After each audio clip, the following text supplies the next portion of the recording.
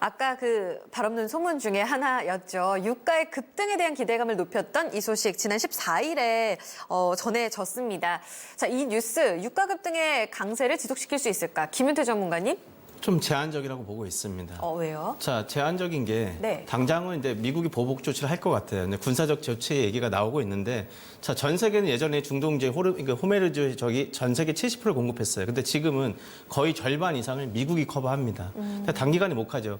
특히 오늘 트럼프 대통령이 어저께 한 얘기가 뭐였습니까? 전략 비축유 푼다 그랬어요. 이 전략 비축유 자체가 풀어준 적이 몇 번 없었습니다.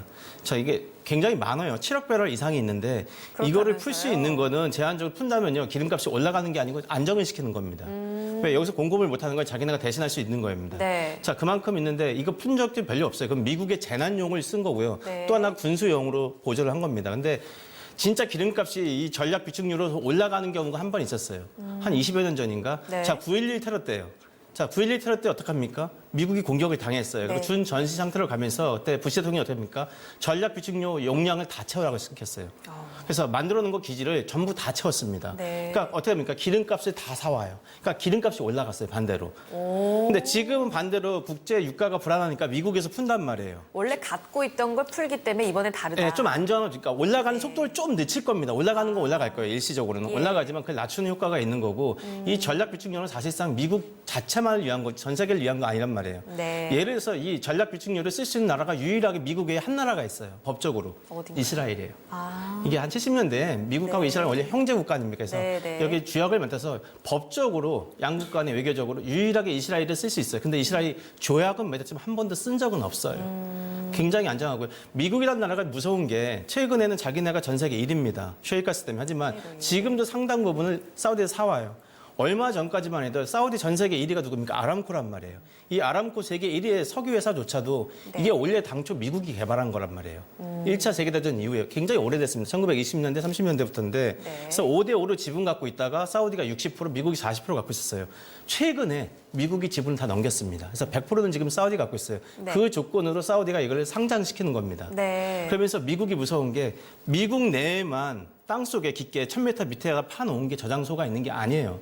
사우디 앞바다에 가면 대해비지만 거기에 해상에 굉장히 큰 저장 탱고가 또 있습니다. 네. 그 미군들이 지켜요. 자기네 걸 갖고 오고 만약에 대비해서 네. 그러니까 미국은 다각도로 준비를 하고 있습니다. 그래서 이 비축유라는 게 미국 자체가 3개월을 쓸 수 있지만 실제로 거의 한 5개월 넘게 버틸 수 있는 역량을 갖고 있고요. 네. 지금도 추가로 2배 정도 늘리자고 트럼프가 압박을 하고 있습니다. 그래서 그렇군요. 이거는 그러니까 기름값을 일시적으로 올라가는 속도를 좀 네. 낮추거나 낮출 수 있는 메시지 올리는 건 아닙니다. 이번 뉴스 자체는 유가의 상승을 이끌 수 있는 재료는 맞지만 네. 트럼프 대통령이 지금 SNS 얘기를 한 거잖아요. 전략 비축유 풀겠다. 네. 이것이 승인이 공식적으로 내려지게 되면 그 상승세는 제한적일 거다. 이 네, 말씀이네요. 알겠습니다. 신기수 전문가님, 유가 급등 강세 계속될까? 여기에 대한 의견 어떠세요? 추가 폭격이라든가 뭐 그런 것들이 없는 한 이제 선물시장에서 유가는 한 10% 이상 뛰었거든요. 그렇기 네. 때문에 단기적으로 이미 가격에 많이 반영이 됐다 이제 보이고요. 네. 단기적으로 이번 이슈와 관련해 가지고는 이 정도 선에서 마무리가 되지 않을까. 뭐 추가적인 이제 어떤 네. 그런 부분들이 없다면은 $100는 그러면은 말도 안 되는 전망이에요?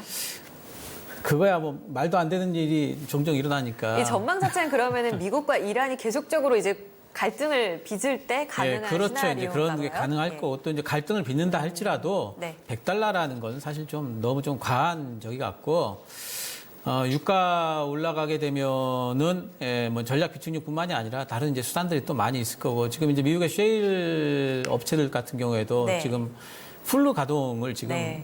하고 있느냐? 안 그렇거든요.